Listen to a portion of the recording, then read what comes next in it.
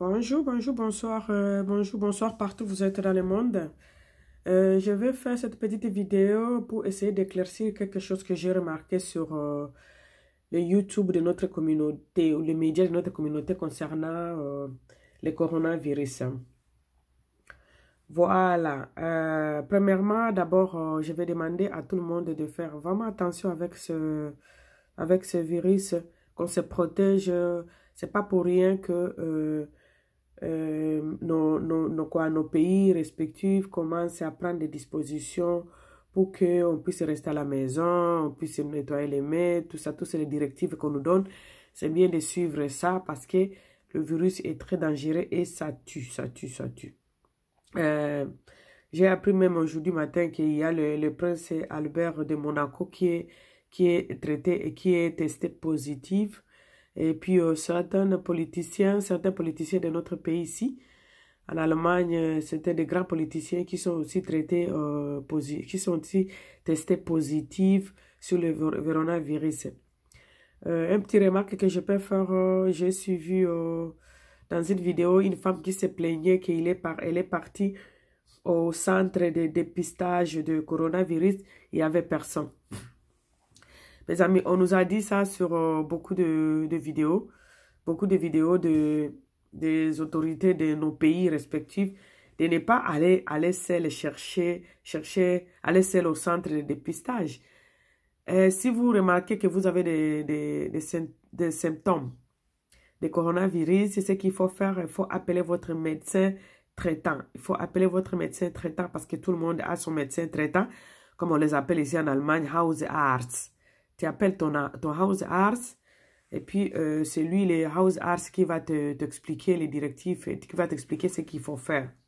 Tu lui dis que tu as des symptômes, fièvre ou je sais pas quoi, et c'est avec lui que vous pouvez, c'est lui qui peut prendre certaines décisions et puis il va te donner les directives à suivre et il va te dire ce qu'il faut faire.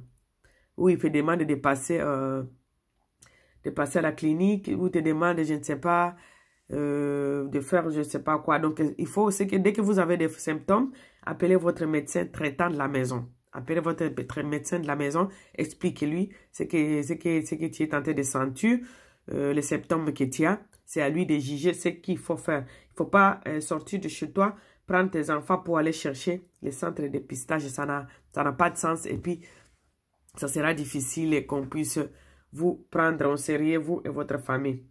Voilà, c'est les petites remarques que j'avais. Donc, ne cherchez pas les centres de dépistage du virus, du coronavirus, mais appelez votre médecin dès que vous remarquez quelque chose, un enfant qui a des fièvres, ou vous-même vous avez des malaises, tout et tout, appelez votre médecin traitant. C'est avec lui, c'est lui qui va vous orienter. Voilà, je voulais d'abord parler de ça. Et puis maintenant, je vais rentrer sur mon sujet.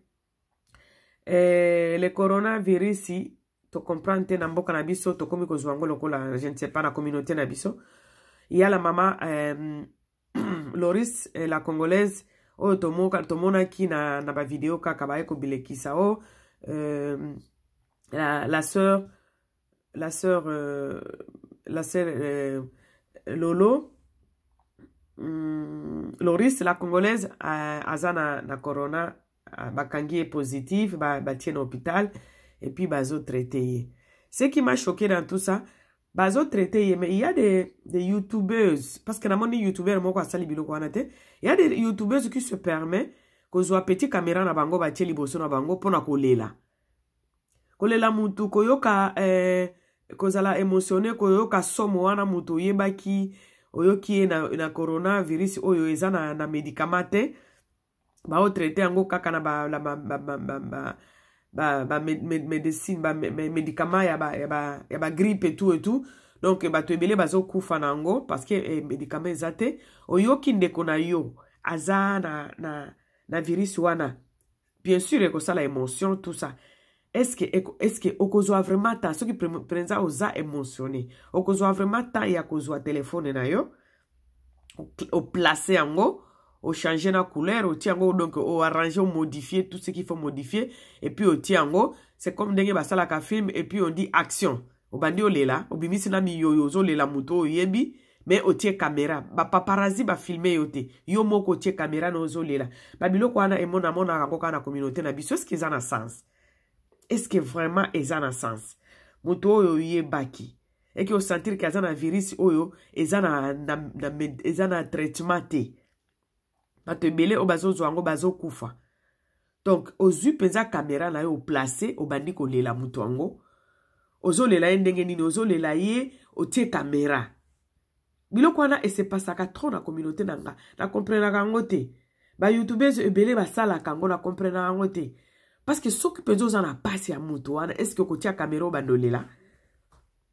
est-ce que kotia caméra parce que oyebi bien soki otie caméra wana eza po lero sisi okobwaka yango na YouTube epesa yo ba centime wana donc ozolela moto wana te oza na besoin ya mbongo eza na sens te ozolela moto otie caméra ba paparazzi ba filmer yo te yo moko ozio caméra na otie o arranger kutu na couleur na nini otie yango penza action ale obandi kolela olela penza moto oyo olingaki yo moko se filmer eza na sens te donc botika ba comportement wana eza na sens te kaka pona ba sente oyo YouTube epesaka donc tu penza neti ba oyo ba se permettre neti youtubers o se permettre ko luka mundibu moko boye ba s'arranger na ye ba bengi ye médecin po baloba médecin traitant ya Loris la congolaise yo to solola na ye et puis olobi penza olingaka mutu wana ozu penza mutu moko botie ye bobandi ko solola na ye azo expliquer ka oyo eza boye aza boye na boye aza na urgence azo respirer ye moko te azo oyebiki bozwaka bato bazoba ninango et d'abord est-ce que vous avez un souci à mutu wana ou bien ozolinga osala buzz na yo et puis dede bato bayokaka bino bokanisaka biso tozalaka bazoba to nini parmi biso eza na bato eza na bamédecin bezalaki mpo toza communauté nde tokomi bazoba parmi biso bamédecin bazali parmi biso bainfirmière bazali na bainfirmière parmi biso bato batangaka meme bazali yo okende kobenga na centre na urgence ozwa pe médecin parce que na urgence chaque lit ezalaka na infirmière oyo azosoccupe ka na malade wana so bato baza na soins intensifs donc yo benga na soins intensifs ozwi kutu infirmière te ozwi médecin penza ya soins intensifs abandi pe ko expliquer yo état ya malade oza famille ya mutu wana te okepe kuna na hôpital bosolola te ke bosololi ozo enregistre te obengi médecin na téléphone azwi pe ta na ye bobandi kosolola bozwaka bato bazoba ninango qui peut croire à ça tozomona ngo kaka ezali babeze et puis vraiment eza babeze ya buzoba parce que bokoki kokroire te ke biso tozondima makambo bino booloba donc elakisa bolingi mutu yango te oh Loris la congolaise azalaki penza mama na ngai azalaki bona bo mais babeze ozosala na mama na eza normal te ke obenga okosa penza ke obengi hôpital na nango ayebi te ke okoki kobenga na urgence te babengaka urgence te babengaka na soins intensifs te okoki kobenga soins intensifs te et puis bobengi na soins intensifs ou bo tromper bato ke bobengi na soins intensifs et puis bozosola na médecin médecin azobibisela bino ba secret ya soins intensifs non azosola azo respirer na poumon na ye te azo respirer na machine parce que en tout cas kokotisa bato te na bacaméra kuna te est-ce que boza mayele qui peut entrer dans soins intensifs na caméra est-ce que bato na bakoki okota na soins intensifs c'est que France a bino ezalaka ndenge mosusu mpo na mboka na biso awa na soins intensifs même ba famille ya malade bokoki okota te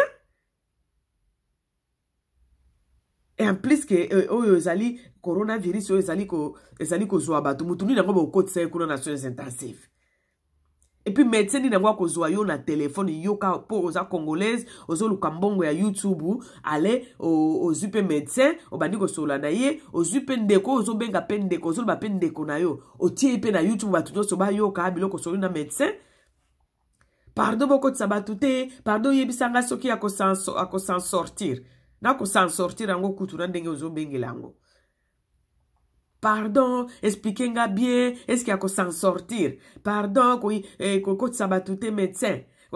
Médecin bo créer bino monko. Wano koloba ke eza bolingo te. Oyebi ke Congolais to koma na niveau ke bolingo kutu esila e koma kaka babeze bayeba oyeba na par rapport na eloko moko boye ou ozwa mbongo na mutu ya moninga aza malade aza na soins intensifs.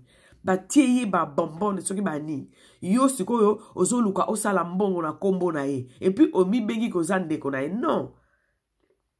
Bandeko tokomi musika na babeze oyo, tokomi musika na koluka mbongo oyo toluka na bakombo ya batu, tokomi musika na koluka koyebana na bakombo ya baninga. Eza normal te, babiloko okomona ngo na ba communauté mususu te. Hey, ma communauté, on doit changer. On doit changer, c'est pas comme ça qu'on cherche l'argent. Il y a de plusieurs moyens de chercher l'argent. Na kombo ya batu te na makila ya baninga te. Na kombo il y a une personne qui est malade, quand même. Et puis quelle maladie? Cette maladie qui fait rage, qui tue les gens. Ok, quand tu as pensa vidéo, ozo benga médecin, il y a le couteau, tu mundi, boumoko bobo solo nae, tu l'appelles au nom des médecins pour que oko sa toute une communauté pour ba cliquer, juste pour ozo mbongo. Na kombo ya mutu penzo o aye bani lokola Loris la congolaise. Non, il faut arrêter, bandeko. On doit arrêter ça. Et ça normalité. Et ça vraiment normalité. Et ça vraiment normalité. Toto koma ko lekisandelo. Et ma kamona et ça la nga soni mingi parce que ça la kabana basi. Muto se permettre à tier téléphone na azole la mutu. Aza la confirmation te parce que quand même to le ka ko lekisa ba message to le ka ko lekisa ba émission. Il faut quand même moi d'ontologie et ça la mutu attention qui to tangeli yango quand même classé. Pour diffuser quelque chose, il faut vraiment na nouvelle yango ou ta na source et vous avez vraiment la vraie source ya nouvelle dès qu'on kiko diffuser kaboyi o type caméra na yo obimisi pe mi yo zo lela tout ça là pour faire de buzz na kombo ya mutu penza oyo mama lolo Loris la congolaise azalaka Argentine mutu nyoso azalaka mutu nyoso alobelaka témoignage ya bien bimaka pona ye obima penzo lobi c'est ta sœur et puis to otio caméra no bandi kolela ye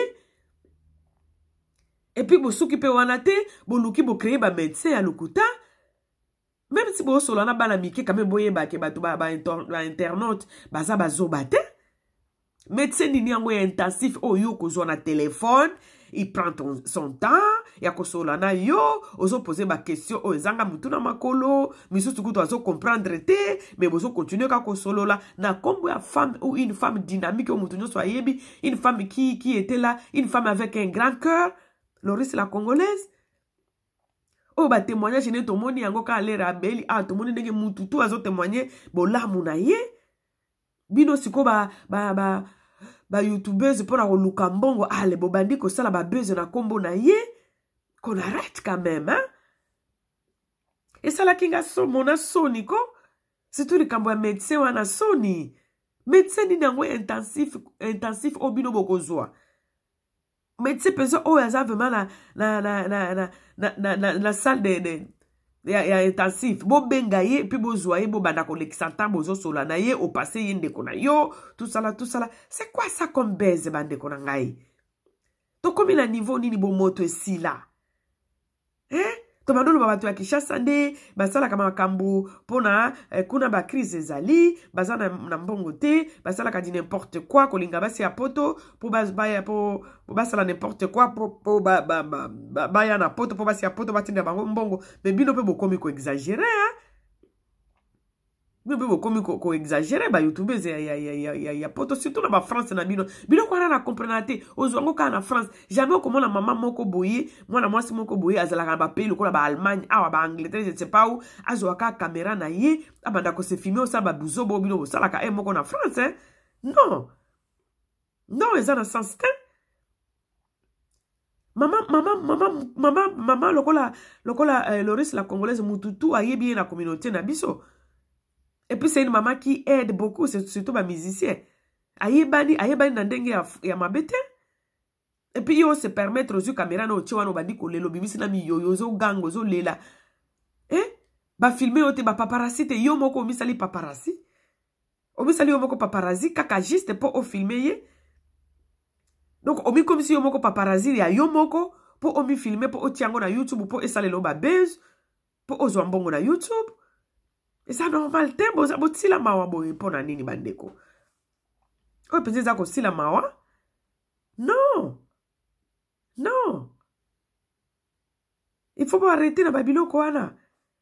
Bozo se permettre, on dirait ko kakite buzo ba na bino wana ya kolela na ba caméra na bino, bo lela muto akufi pena note, on dirait ko kakite ale bo bakisi sous médecin à lukuta, bo bengi na urgence. Quoi? Bo solana médecin a sabino soki ako s'en sortir, bla bla bla. Est-ce qu'il a respirer na ba poumon? Obi bo bangi sakanga parfois na ba comportement na bino. Et puis bo sa bana basi ba bibalité. Bana basi, c'est quoi ça comme histoire? Hey! Vous n'avez même pas la honte? Bino ko bozo sala on eza ko luka ka ba bus. Boko bino nyoso ba paparazzi bino moko. Et puis bozo sala ngona kombo ya batu. J'ai eu pitié à la famille ya maman na biso Loris la Congolaise, j'ai eu pitié de sa famille. Que ba mona biloko aboye, ba yoka biloko aboye na média. Famille na été beaucoup bozaka basi moko boye mitu edoka al bobandi ko sala babezi na bino na kombo ya mutu oyo azali vraiment malade. Et puis malade oyo ezana kisité. Épidémie oyo ezana kisité. Virus oyo ezana na kisité bazuna no kisité. Ce mutu azana ngo il faut vraiment prier pour la personne. Et vous vous permettez de faire n'importe quoi à son nom? Vous permettez de faire vos buzz au nom de la personne. Et puis c'est une personne connue dans la communauté. Et ça, non. C'est une personne connue, personne respectueuse de la communauté. Elle est respectée de la communauté parce qu'elle se fait respecter à Edakande Batou. C'est une femme avec un grand cœur. Et vous vous permettez de faire vos buzz à son nom. Non, pardon, il faut arrêter quand même, hein. Il faut arrêter, mes amis. Il faut arrêter. Tout ça là, c'est pour chercher de l'argent. Hein? Tout ça, c'est pour chercher à être connu. Bon, babino. Tout ça, c'est pour chercher de buzz. Mais c'est pas normal. Et ça, vraiment normal. Na maladie, virus, batou. Ce que il faut vraiment prier. J'ai vu une vidéo. Na YouTube, on a vu une maman là qui pleurait, qui demandait aux gens de prier. J'ai prié avec cette maman plus de 30 minutes. Pour un certain avis sur Loris la Congolaise. Ma vidéo, il y a bon monde, tous en besoin. Ma vidéo, il y a bon monde, tous en malade. Maman, mon kobo aleki, azol lela, azol bateau, to belela, to benganzambe. To prier pour la moninga na biso, azana pasi. J'avais vraiment félicité la femme là. Na linga qui vraiment maman, na sepela qui.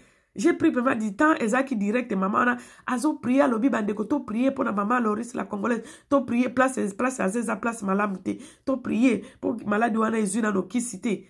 C'est comme ça qu'on doit réagir quand même. Les respecter kabinote, beaucoup ya kolela o ba respecter abino avec des comportements comme ça qui peuvent vous respecter. Hein? Et ça normalité.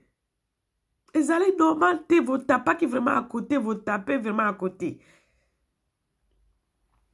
Nazaki vraiment surpris, Nazaki dessine na réaction na bino. Mutoza na danger. Tunda batu ba prier. Mais ozolo batu ba prier, na imagite, sem nanga kufi. Bodo bako bozo ka ba buzz. Il y avait qu'une vidéo d'une maman qui a vraiment demandé à tout le monde de prier pour notre sœur Loris la Congolaise. Et j'avais vraiment aimé. Elle demandait à tout le monde de prier pour la sœur. La seule personne qui a fait ça, cette maman-là. Bravo na yo maman nangai. Mais ba misusu oyo, ba maman oyo, ba jeune fille oyo, bazo yaka kapona kuluka ba bez, ba lukina médecin na bango lukuta, ba ti ba vidéo na bango bazo lana mi yo salité. Juste pour kuluka ba bez. Ba comme bango moko ba paparazzi, ba mi filmer, bazo lela mutu. Bande qu'on doit arrêter avec ça. On doit arrêter. On doit arrêter. On doit arrêter. Dans le 21e siècle, baninga ba comme ça la ba média baninga ba YouTube ba communauté ba misusu ils ont développé, oh, ils ont développé kate, ka ko fingana, ko sonana, ko kritikana, ko luka babeze na kombo ya batu, ko luka ko finga baninga, tout ça, des histoires qui n'ont même pas de sens. C'est pourquoi on a bête à parfois, on a besoin de bête et mon azo kotate parce que ça n'a même pas de sens. Ça ne vaut même pas la peine d'entrer pour aller voir comment on se manque des gens. On doit changer, mes amis. On doit complètement changer. C'est pas comme ça qu'on doit vivre. C'est pas comme ça qu'on doit vivre. Le monde évolue. Dans le moment où il y a ma bé, demander de prier aux gens, demander aux gens qu'on l'aksabatu, donc il faut éviter contact na batu, il faut laver les mains, bateau baza misala bagozo permettre ba fana na banda côté bazo kene na ba infirmière na bato ba travailler na ba maison de vieillard, bango bazo obligé ba kendo sala, ko yebisa bango qu'est-ce qu'ils peuvent faire pour que ba éviter bazo maladie pour éviter qu'on contacte na batu, qu'on lata bagan, qu'on nettoie maboko à tout moment, à chaque fois que vous avez la possibilité à sokola maboko na yo, et puis sokola yango pendant plus d'une minute, babilo ko toko pesa na yango ana me ko luka ba beze na batu baza déjà maladie, comment peut-on te changer à kate ba communauté monsieur za ko avancer, ça évolue, sauf oh ya biso za la ka ba critique. On doit changer mes amis, on doit changer mes frères et sœurs. Et puis, ce qui m'étonne dans tout ça, mingi zalaka basi. Mingi zalaka basi la communauté na biso. Basa la kabuzoba. Est-ce que beaucoup luka pensa beze na eloko yo pensa malade. Na malade yo pensa mutoko luka nango beze. O ezo boma. Bomoni kutu ba bibembe ba lakisaki na place ba tumbaka bibembe na Italie. Bomona ki bibembe wana. C'est en Europe, c'est pas à 10 000 km d'ici, hein. Et puis dans nos pays ici, dans nos pays respectifs, les gens meurent aussi tous les jours. Dans la ville d'Abisso, plus de 70 personnes, bakoufa des gens. Et ça, malade, il y a la buzz. On a demandé les gens de prier, qu'on les sabato, n'engeni bako sala attention, n'engeni bako éviter malade wane zo bango. Non, bino botiki kuna bokomika na babez et à Loris la congolaise. On lui a demandé bato ba prier pour vous faites le buzz pour ça. Bon, malade ou quoi? Eh, en tout cas, on doit changer quand même. Tout changer, bandeko. Et c'est normal, te. Malade ezo boma. Et puis, qu'on nous kaba place, centre ya dépistage, te. Benga médecin, no yandako, akwe biso ce qu'il faut faire, ce qu'il faut moniquer. Comme on sentit, symptôme, moko boya maladie, ango. Appelle ton médecin de la maison, il va te dire ce qu'il va te donner des directives, il va te dire ce qu'il faut faire. Voilà. Et puis, yem tako lukelo rendez-vous, place au kelo sala ba dépistage, wana. Kolkendo lukango yo moko te. Parce que ko sala déçu. Voilà, merci beaucoup bande konanga elo kamukina zaki akoloba yango wana to luka to changer bande konanga to tika kosala ba buzz na maladie oyo eza malade eza virus ezo boma to tika kosala ba buzz nango ba médecin alukuta wana bozo luka pona ko luka koloba n'importe quoi là ça n'a pas de sens si on est quand même en Europe. Un médecin qui travaille à l'urgence ne peut pas prendre le téléphone pour téléphoner avec quelqu'un qui est à la maison et puis il prend ton temps pour parler avec toi, avec toi, c'est faux et archi faux. On n'est pas si bête jusqu'à ce niveau là pour nous tromper comme ça. On n'est pas si bête mes amis. Arrêtons. Essayons de prier. On prie pour les gens qui sont malades. Surtout nos pays africains là. On doit prier pour nos pays. Pour que les malades se développer dans mboka na bisote parce que batu bakokufa. Parce que batu bakokufa. Kuna penza ba nini. Ba pays na biso eza vraiment préparé pour la maladie yote to prier ka mingi nzambe a épargner ba mboka na biso ba pays na biso africain que Dieu épargne nos pays africains de ce virus de corona parce que dans nos pays là batu bakokufa mingi batu bakokufa parce que niveau kuto hygiène ezate mai yango bako bando sokola kuto maboko eko uta wapi ba mai msusu il y a d'autres communes où l'eau ne sort même pas au robinet. Donc, on doit prier vraiment Nzambe que Nzambe a épargné mboka na biso Congo na ba maladie. Lokola ba bibo akuna baza kutu na ba mai na ba robinete ba place belé ba mai bima na ba robinete siko ba sokola maboko na mai nini kaka potolo banano o wana no muke nanu kaka wana ya kusokola kutu maboko bo sokola ngona mai nini bato ba sokola kutu chaque jour te po mai ezate mai bima na ba robinete. Si vous avez maladie comme il va vous sokola kutu nzoto na ba sokola maboko na mainin. Donc c'est ce que nous pouvons faire. On n'entre pas dans la distraction bandeko. On prie pour nos pays respectifs. On prie pour notre pays Congo. On doit prier pour notre pays là. Que malade wane kota na mboka na biso penzate. Parce que batu bako kufa. Courant exacté, bah ça provision na courant ni. Il faut un congélateur, mais courant ce qui est exacté, ça provision ni. Donc les gens sont obligés de sortir tous les jours parce que les gens vivent au rythme du jour au Congo. Les gens sortent tous les jours pour avoir quelque chose. Hein? Maintenant, ce que vous voyez, on va faire, on vivre indéni. Donc nous devons prier beaucoup pour notre pays. Qu'on n'entre pas dans les distractions, on arrête ces distractions-là. Bazana ba mesure nyoso pona ko traiter batu pona ko protéger batu na bango et dans notre pays au Congo, quelles mesures que le gouvernement a pris. Donc nous pouvons être là que pour prier pour notre pays, pour prier pour notre pays.